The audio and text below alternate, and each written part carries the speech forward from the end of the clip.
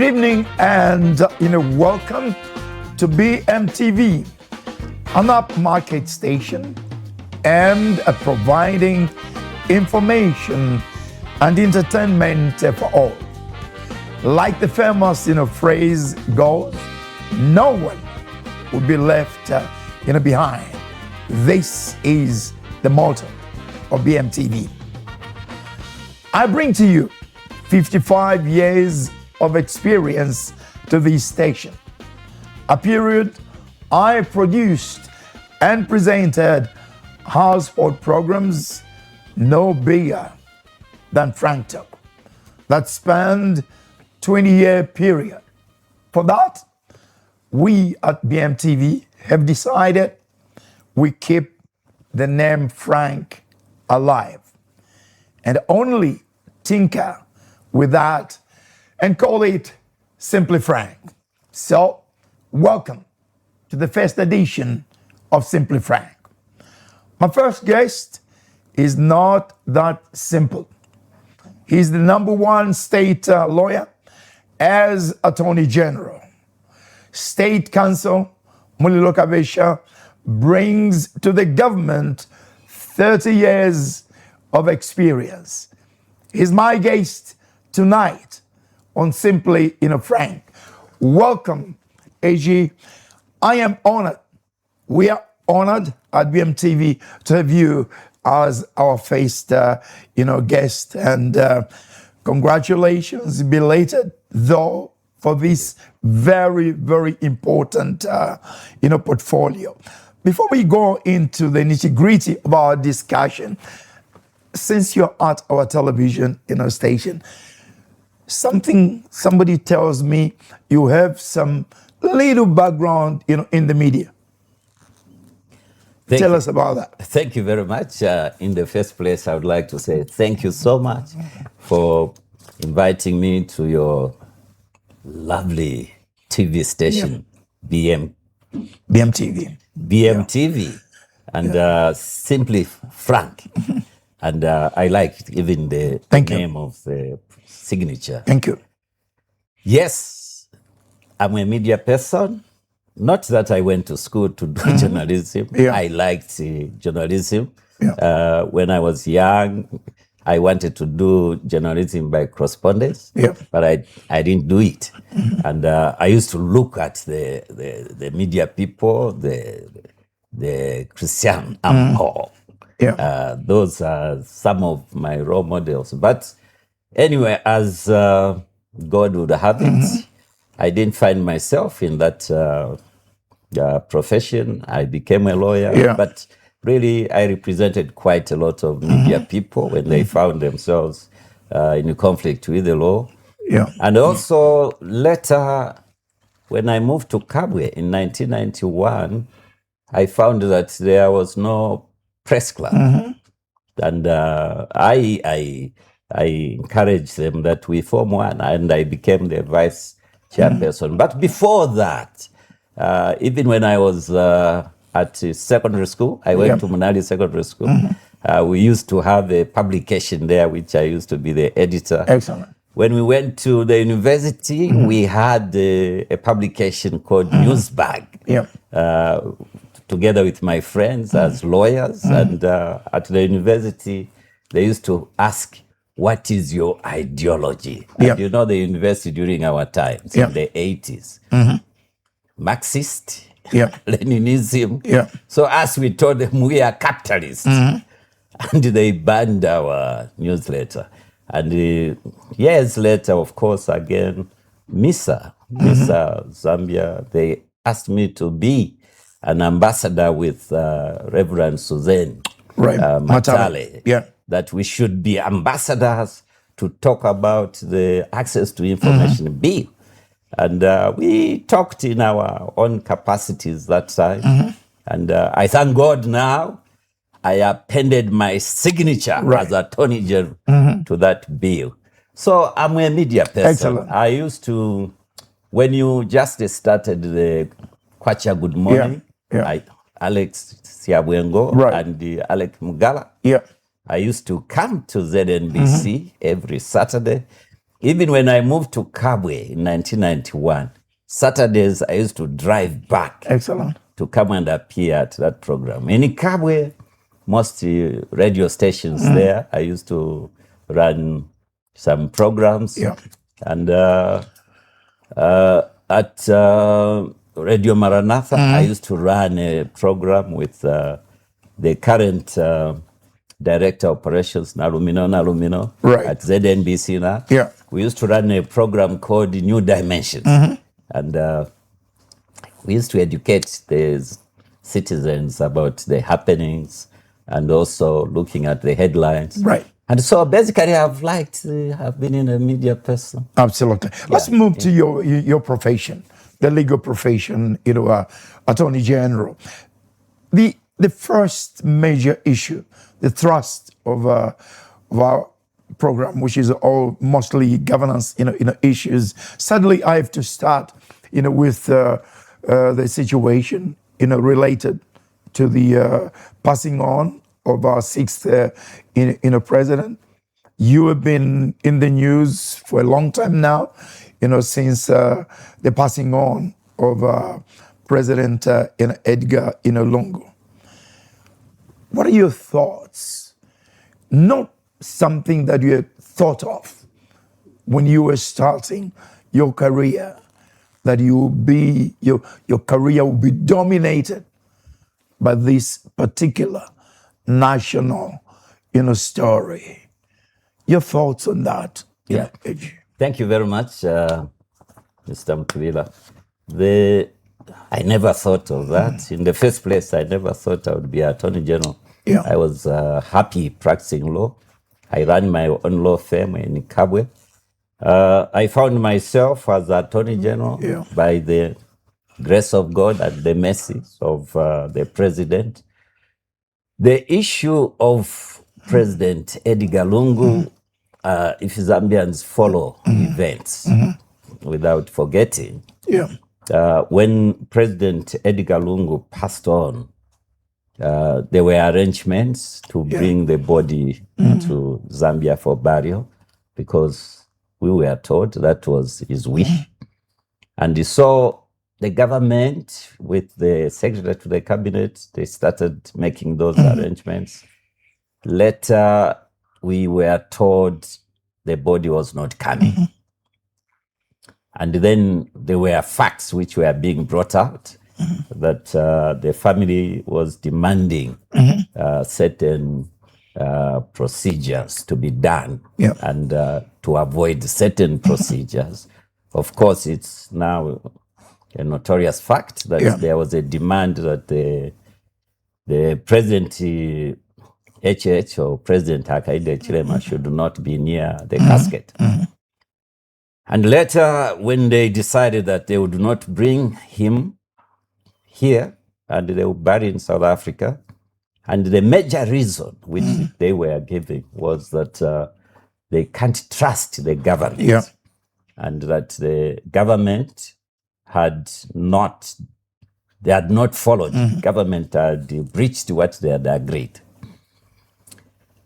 Sitting as Attorney General, knowing very well that I'm the custodian of public interest, I thought, if they can't trust the government, what do we do?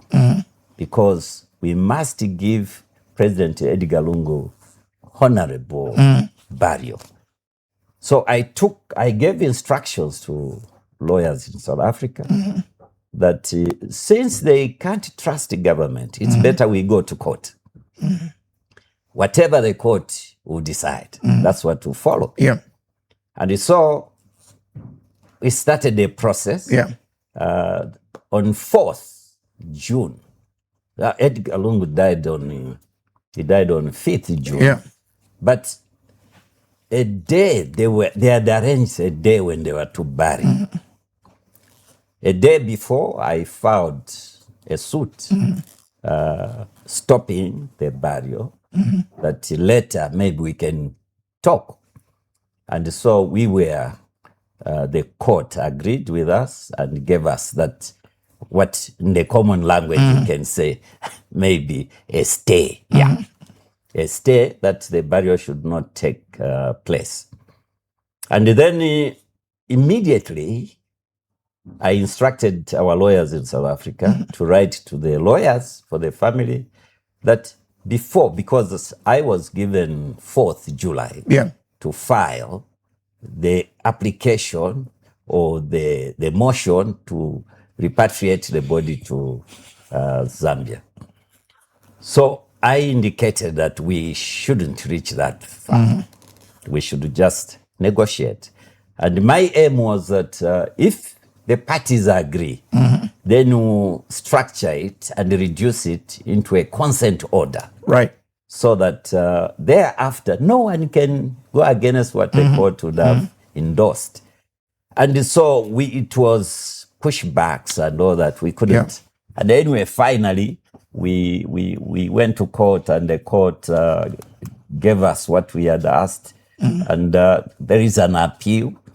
First, we went to the to the Constitutional Court, the family, and then we went back to the High Court. So where we are now, the court had, they call it the Court of Appeal. Right. It's a Supreme Court of Appeal. That's what it's called. The highest court there is the Constitutional Court. So from the Supreme Court of Appeal, if you lose, you go to the Constitutional Court. So where the family went, they gave the Court of Appeal, the Supreme Court of Appeal, gave leave for them to file a notice of appeal. So they have filed. By 11th February, they filed. Now we are waiting for the grounds of appeal. AG, for the sake of the nation, for the sake of peace, wouldn't it be right for the two parties just withdraw the court case and have an amicable agreement that perhaps the family goes ahead and buries the sixth president? Wouldn't that be the base thing at this stage, AG? Yeah, but what we should always understand is that when we find ourselves as a national asset, like where I am, I'm a small attorney general. Yeah. But really, my family cannot, if I died today in this studio, my family has to find out from the government. Yeah. And my family and the government should be talking how I should be buried. Yeah. And what we have now, yes, that is true what you are talking about. The government should still be talking, and I believe they are talking. Secretary to the cabinet, they had been talking. Yeah. Haven't been briefed. They are doing that behind the closed doors. And I was told that's what they agreed. They shouldn't go to the media, what they are discussing. Okay. So I'll be told what I'm waiting for. Yeah. If they have agreed, then they'll come. Right. And then we do a consent. You've been reported, how I'm correct, that you're confident that we as a nation, we could bury before the elections. Where are you getting that confidence from? Well, I didn't say that. Yeah. I didn't say that we'll bury. I said it's my prayer. It's right. It's my prayer that parties can agree and we bury before the elections. Yeah. The family might not want to bury before elections. Right. The government's wish is that we must bury before elections. Right. Is this one of the most emotionally challenging, responsibility that you have had in 30 years, 39 career? years. Yes. Yeah, it's a national thing. Yeah. And there are mixed emotions. I'm conscious that the family, all of us, we have a different emotion towards but the family's emotions should be respected. They have to be respected. Right. But at the same time also, the family should know that President Lungu was the national leader. And speaking for myself, if President Edgar Lungu is buried in South Africa, the children maybe, the wife maybe, the siblings might take it, it's good that way. But grandchildren in the future, they will be questioning us why. Why did they do that? And I think the reasons which they are giving now, maybe the grandchildren might not accept those grandchildren. It's actually beyond, grandchildren, Attorney General. I think the whole nation, the whole nation would like to see where the 6th president was buried. It's part of history. Right. It's good every time people come, they go there to the embassy to pay the respects. And even in court, even the lawyer for the family in court said, the court asked, where did the President Lungu, where did he want to be buried? They said he wanted to be buried in Zambia. All right, let's close that chapter, Attorney General, and quickly look at your 5 years as Attorney General. What are the responsibilities and what have been the thrust of your office in the last 5 years? Thank you very much, Mr. Mulilo. Would you mind if I just be calling Frank? Just call me Frank. Call me Frank. Thank you, my elder brother. The office of the Attorney General, first, is the chief legal advisor to the government. And when we say government, the Zambian government has 3 limbs. The legislature. So the Attorney General is the chief legal advisor to the legislature. The judiciary, the Attorney General is the chief legal advisor to the judiciary and also the executive. The Attorney General is not the legal advisor to the president. The president has a legal advisor. Right. The Attorney General is an advisor to the legislature, to the executive. The executive is the ministries. Absolutely. Ministry of Home Affairs, Ministry of Education, and also statutory bodies and agencies for the government. In my 5 years, there are things we have done, yes, of course. Number 1 is the Constitution. The amendment to the Constitution. Also the abolishment of death penalty. Zambians might think it's a small thing, but Zambia has become a role model. I've been asked myself as an advocate for abolishment of the role model.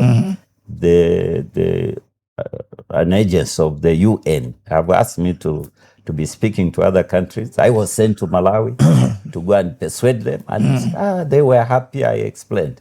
So that is a key thing. Also, we have seen the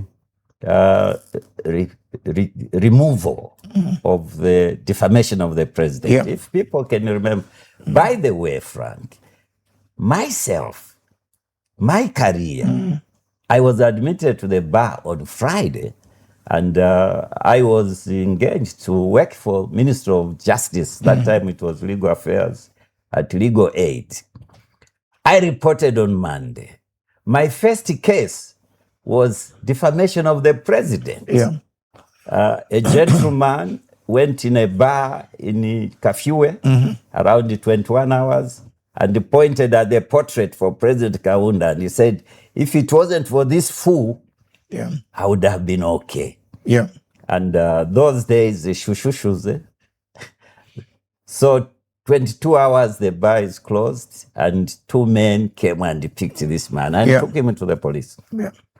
And he was charged. And I went to court. And my cross-examination to the policeman who came as arresting officer. So why do you say this person was wrong by saying the president is a fool? He would have been okay. Do you ask him what he meant? Why did he say that? The policeman said he didn't ask. So that gentleman was acquitted. Now, that has been removed. People, that's why they are able to call the president all sorts of names. But using abusive language is still a crime under the penal code. So that is one of them. And also, Zambians might not know, we have changed the law that if you are going to borrow money, foreign, a certain amount, Parliament must know. The law has changed now. It wasn't there yet. And also, we have had several cases, of course, where we have, I think I've also been the most sued Attorney General.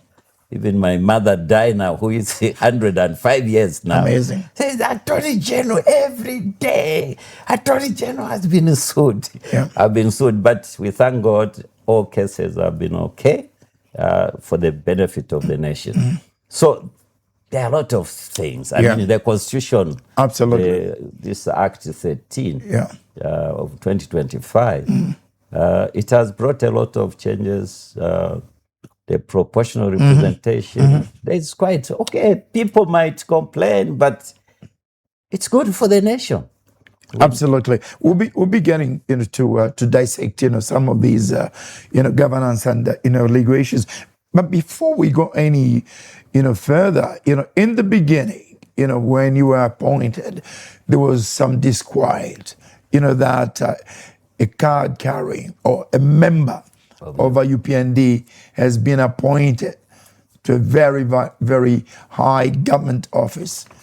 Did it worry you? Has it worried you, along? Has it crossed, your career, your decisions, in dispensing, decisions? Thank you very much. It never worried me because I knew that all former attorney generals belonged to the ruling parties.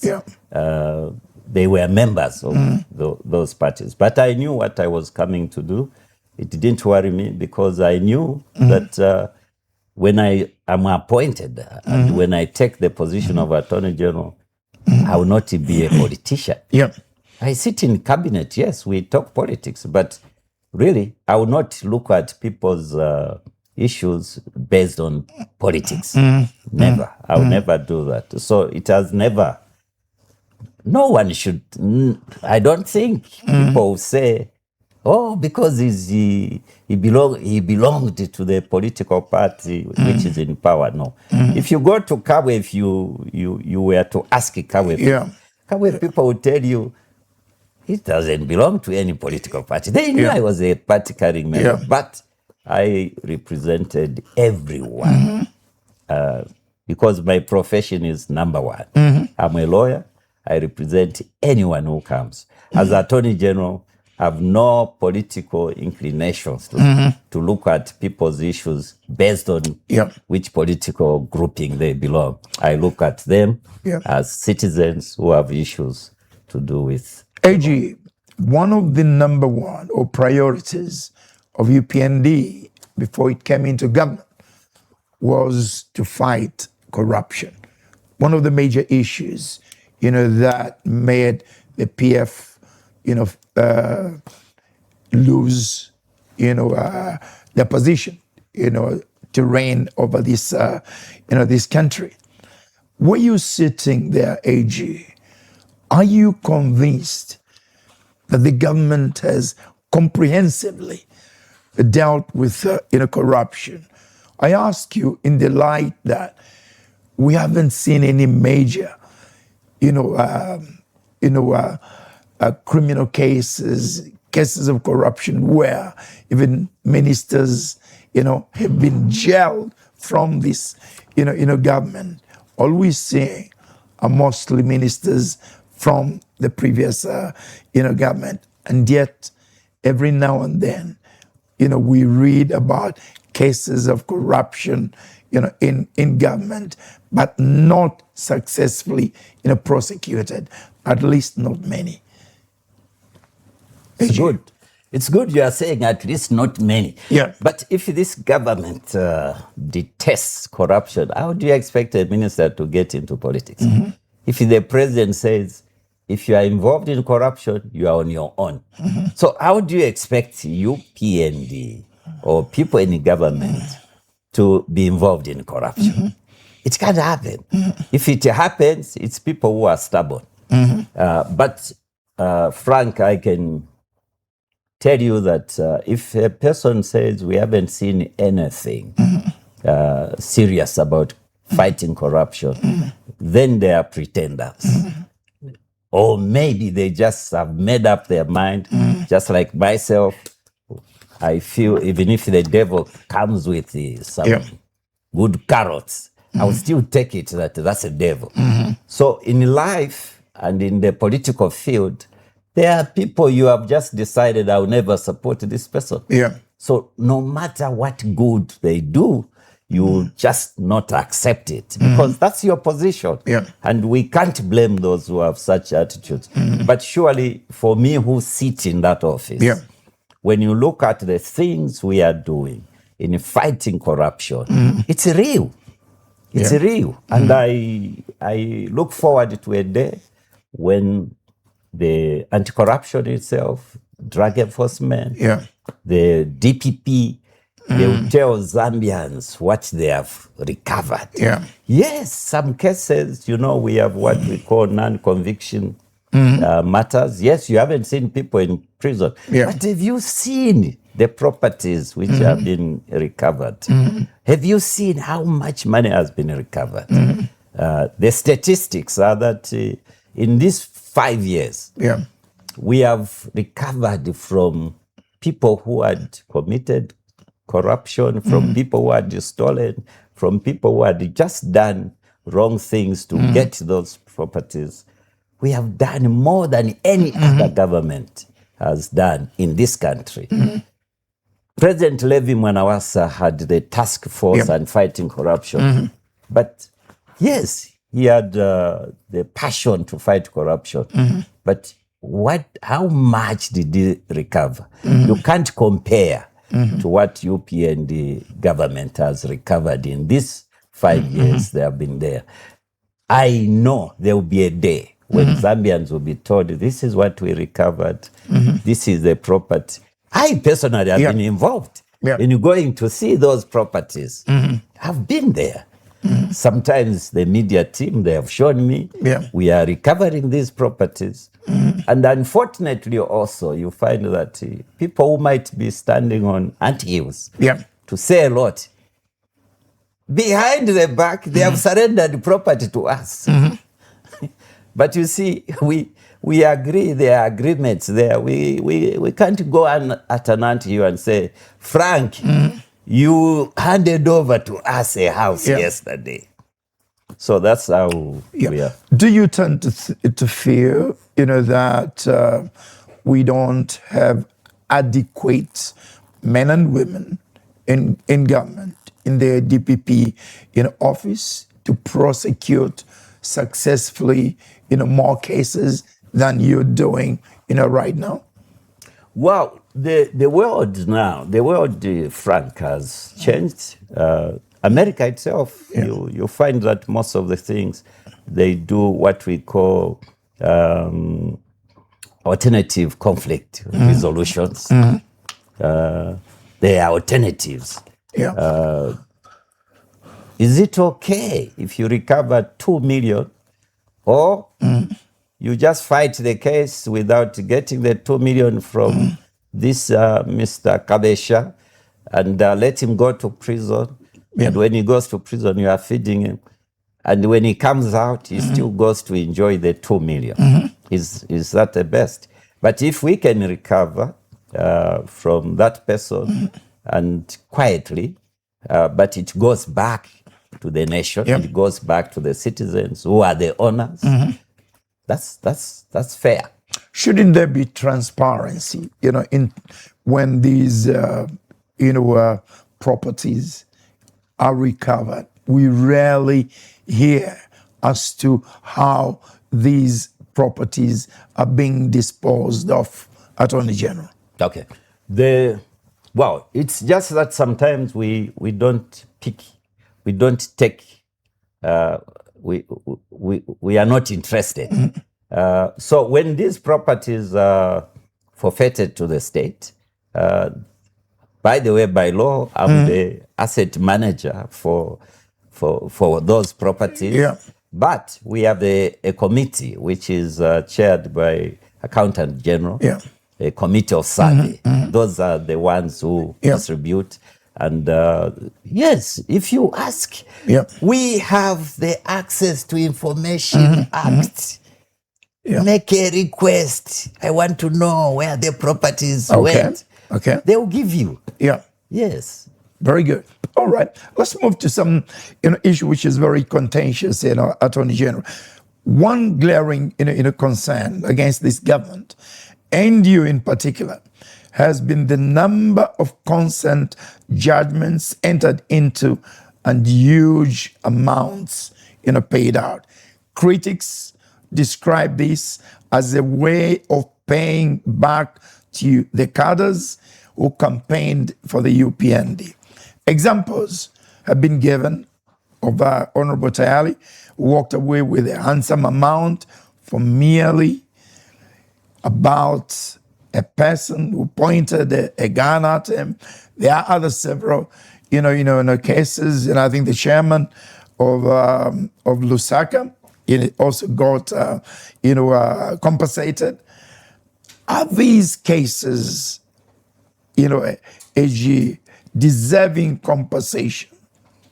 Thank you very much. I want to say thank you so much for asking that question. People have said it. Sometimes I've read in the media. Prominent lawyers even wrote an article that the Attorney General must be investigated. These consents are too much. And you have also mentioned the amount or the quantum. To start with, the Attorney General is a lawyer, okay? If you can just look at the Attorney General as a lawyer who receives instructions. Instructions come from these limbs of government I've mentioned. In the issues of where people are being compensated and those examples you have given, the Attorney General is sued because the police had arrested or the police had pointed a gun at somebody. The letter of demand will come from the lawyers for those people who are suing the Attorney General, demanding certain things, and they start an action. They are sued. They sue me. I receive the service. I don't sit in my office. And please, people shouldn't say the office of the Attorney. No, just say the Attorney General.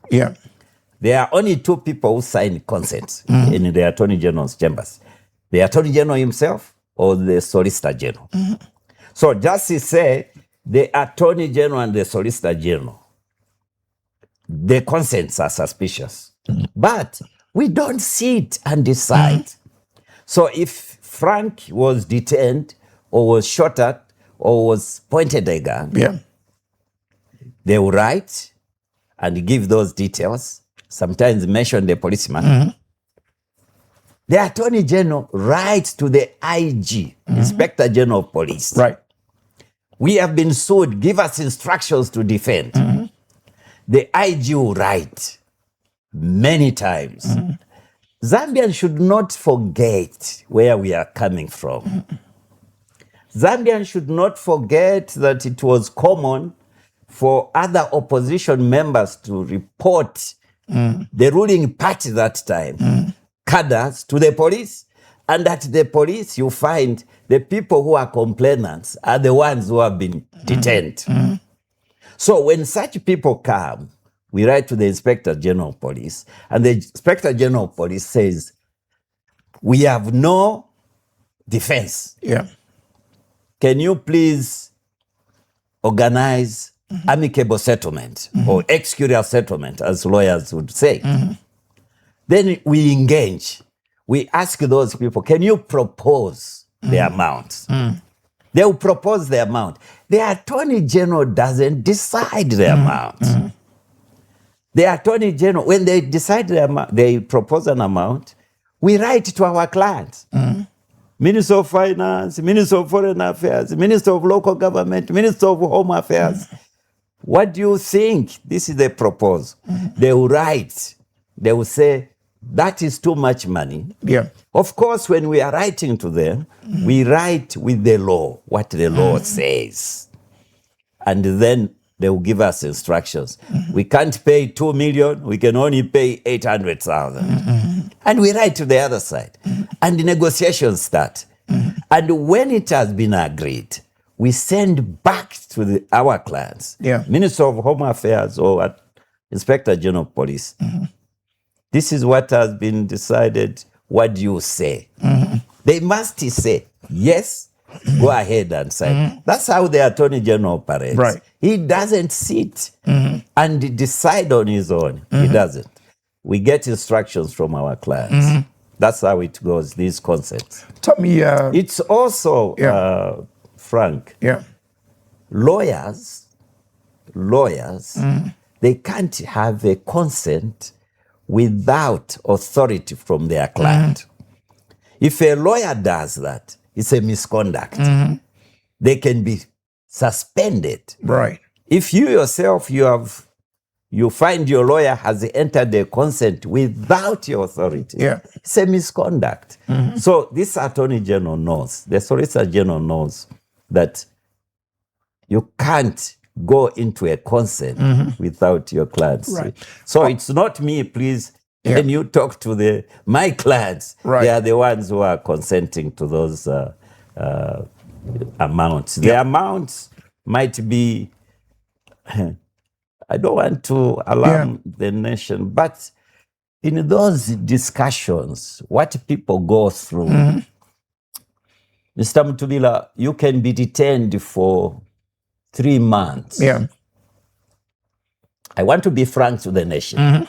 This is simply frank. Mr. Mutubila can be detained in police cells for 2 years or 4 months without being taken to court. The children, your family, they have been coming to bring you apples. Me, I'm detained for 3 hours. But in those 3 hours, they have put me on Campelwa. In those 3 hours, they have been pushing electric wires on my private parts. So when you look at Mulilo has been in detention for 3 hours.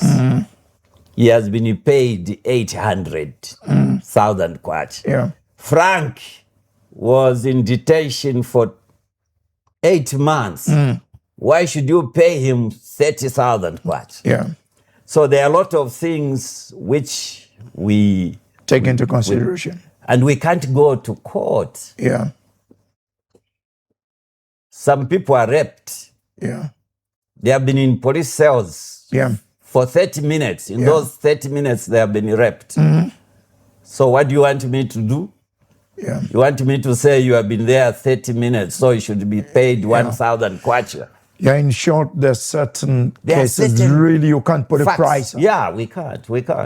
Let me move you to one case that has attracted public interest, and that involves the son of the late president. You can answer as Attorney General or answer as a lawyer. The accused says these properties I have were gifts. Shouldn't they have called the person who gave him, he claims to have gotten from the father? Sadly, in this case, the father is dead. How do you deal with a case like that, Attorney General? Well, as a lawyer? The facts I know, the matters are still in court. The facts I know, that you can say that, and that person will be called to support what the claim is. But I'm aware that there was some call out. Yeah. I'm aware of that there were some call out. Yeah. It's unfortunate that things ended like that. Yeah. So we'll wait until that case is let's just wait until the case finishes. Another issue that your government has presided over, AG, is the handling of Bill 7. This is a process which, truthfully speaking, has created political polarization in the country. The relationship between government and major stakeholders like the Catholic, Church, some NGO, CC seem to have been strained, because of the handling of this, case. There have been reports of members of parliament having been, bribed. The other issue people are raising is it looks like the government has already decided this is the way we want it.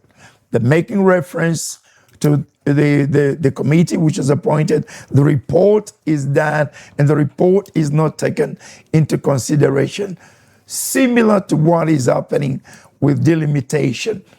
Could you shed some light on this, AG? I shouldn't shed some light. Yeah. I must educate Zambians. Right. I must educate Zambians. It's not Bill 7, eh? Yeah, which is now it's the Act number 13. Number 13. It's law now. It's the Constitution. Of 25, yeah. So what Zambians should start doing is that because bills are gazetted, it's gazetted, and notification has been given, the Bill 7, notification given to Zambians, go and submit. I was taken to court. I went to argue the case myself, and the court said, please do some ask members of the public to give views. Yeah. And members of the public were giving views. Now, certain sectors of society who think that if they are not involved, then nothing goes. Zambia is not about one person. Zambia is not about one particular group of people. And unfortunately also, that's why I want to educate Zambians. Cairo Road people make more noise about national issues.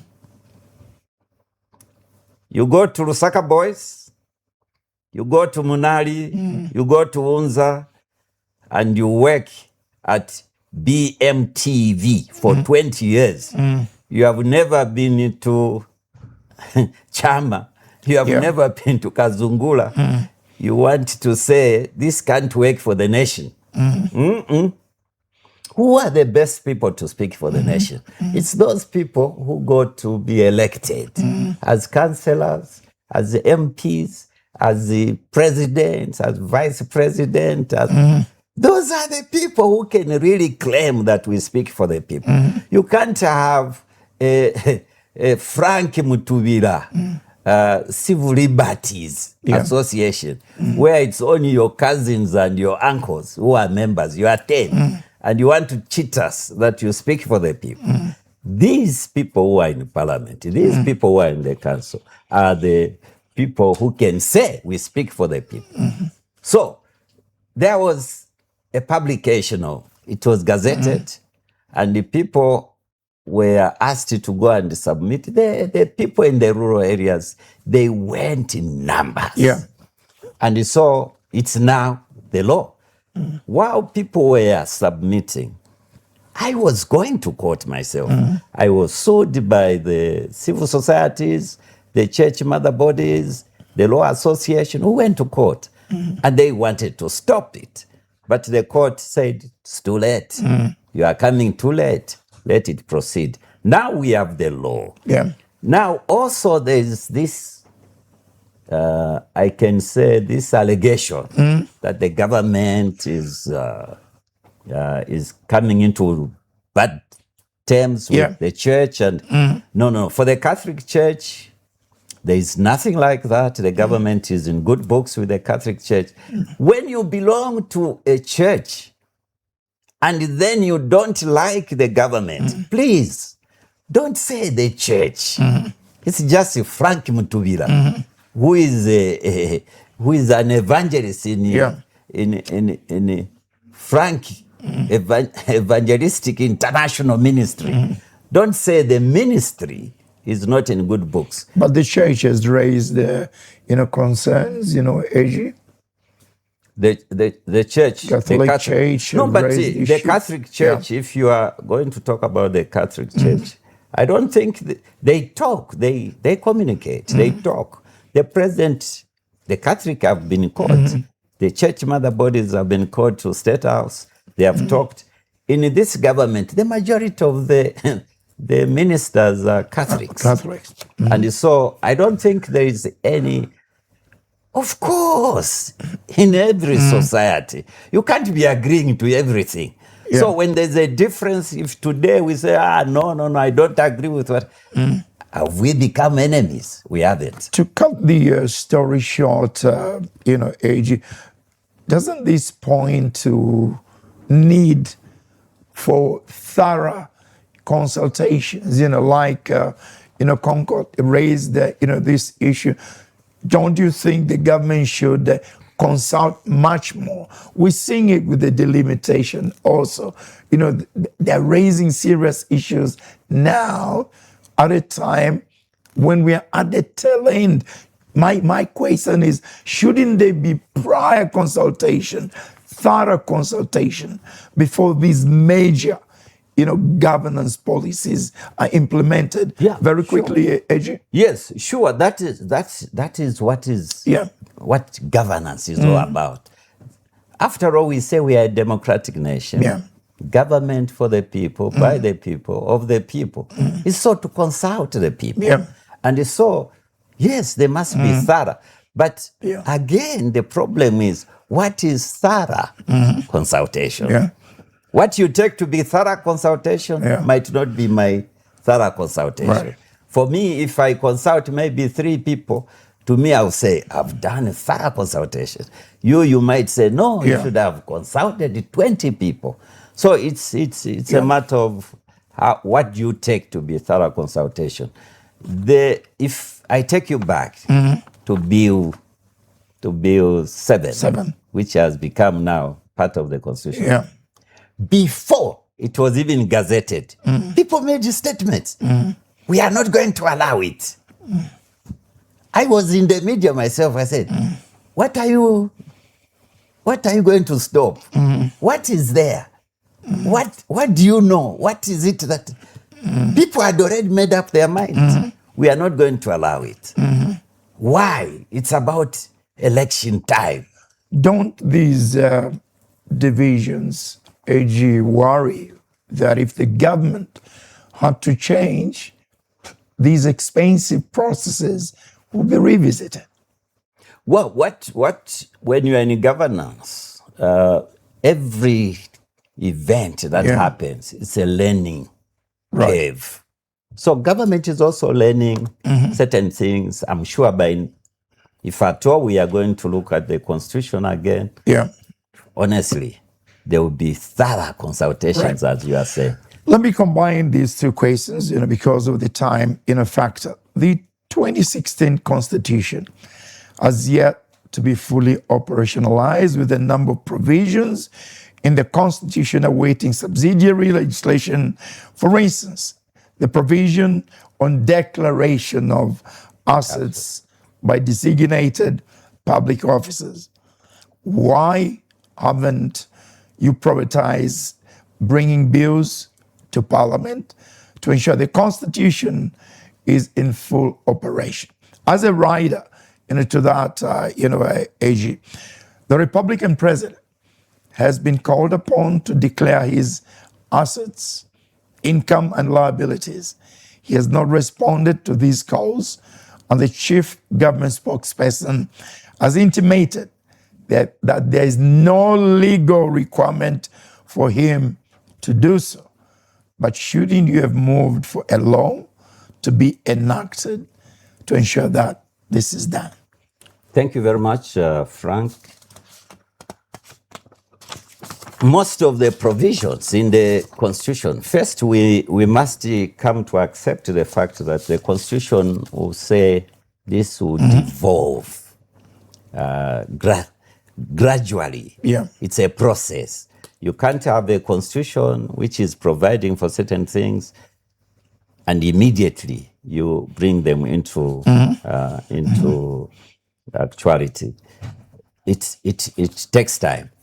When this government came into office, the cry then was that the fiscal space, there was no money. That was the cry. And it's true. There was no money. Yeah. People shouldn't pretend about it. April 2021, we defaulted. Yeah. We paid debt. So there was no money. And so what was important now was to look at how do we look at these dates, the national dates.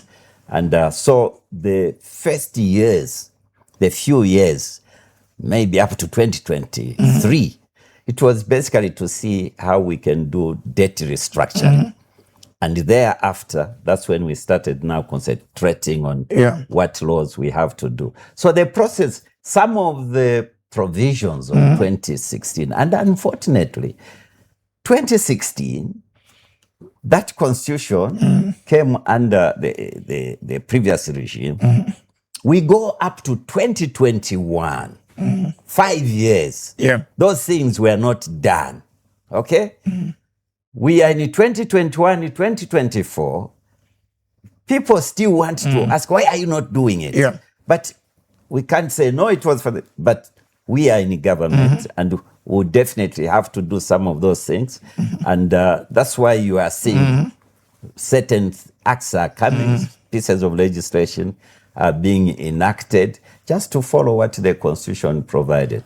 I've been taken to court, the issues you are raising about declaring assets. And in fact, I was in the media. There was a lot of debates from lawyers. Why is he not... they wanted even to bring the matter. I made a statement. I said, but don't just argue. What is the law? The law is for the president or the candidates who have filed their nomination to declare their assets. After that, there is no law that says, because the debate was about every year, they must be declaring their assets. There is no law as we are now. We must, look, don't wait for the government. The law is that the executive can bring a bill, private motion in parliament, a member of parliament can bring a private member's bill, even a citizen. So let's not always be pushing it to the government to bring these laws. Even citizens can bring the law. You don't think, just... on a moral, basis that the president could have done this, just on a moral basis, to declare, assets? No, when you do that, you create a precedent. Zambians, that's how you behave as Zambians. You now start telling the other people in the future, can you see? I went to court, Frank. I was taken to court by Sean Tembo that the president should move to State House. You should not stay in community house. I went to argue. Give us the law. Me, I go to court to talk about the law. Where is the law? There's no law. Okay. You are talking, it's a good law if we say every month, every year, the president or those in government. I think we are coming up with some piece of legislation to that effect. We have an issue of, we started with President Edgar Lungu's issue. By the way, when we were arguing about former presidents' benefits, our neighboring countries, they said, you have good law. They want to copy from what we do. But from this scenario, we are now, we must come up with the law, how the president... Very quickly, we've got only about 5 minutes or so. Could you quickly comment on the cyber security laws, which have, again, have come under, fire, that people are being gagged, The same with, hate speech. Again, these are the laws that the president opposed, when he was in opposition. Very, very quickly on that, and also comment on the call that the Bill of Rights, should be revisited. Very quickly in 2 minutes or so. Thank you very much. I'll talk more on the Bill of Rights. But cyber laws are important. We need them. The world has gone digital, and cyber laws are important. Cyber security, it's very important. We need it. All what we need to do is, please, let's continue debating. Laws evolve, society evolves. When we see that it's not working well for us, let's amend the law, and let's just make sure that Zambians have got good laws which should be respected. But cyber laws are important. It's the world now. It's all over. We need to look at those issues seriously.